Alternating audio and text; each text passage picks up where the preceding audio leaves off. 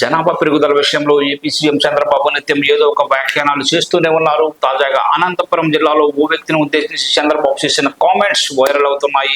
ఓ కార్యక్రమానికి చంద్రబాబు అనంతపురం జిల్లాకు వెళ్లారు.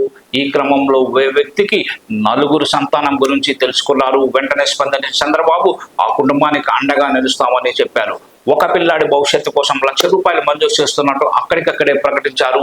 అంతటితో ఆగకుండా ఆయన మాదిరిగానే అందరూ నలుగురు పిల్లలను కనాలని చంద్రబాబు పిలుపునిచ్చేసరికి అంతా నవ్వుకున్నారు. ఈ సందర్భంగా తన మాటల వెనుక ఉన్న మరణాన్ని బయటపెట్టారు చంద్రబాబు. అధిక జనాభా ఉండడం ప్రయోజనకరంగా చెబుతున్నారు. ప్రపంచవ్యాప్తంగా అనేక దేశాల్లో వయోధిక వృద్ధుల సంఖ్య అధికంగా ఉందని, యూరప్, జపాన్, చైనాలో వృద్ధుల సంఖ్య ఎక్కువ అని గుర్తు చేశారు. అందుకే అక్కడ యువతరం సంతానోత్పత్తికి ప్రోత్సహిస్తుందని చెప్పుకొచ్చారు.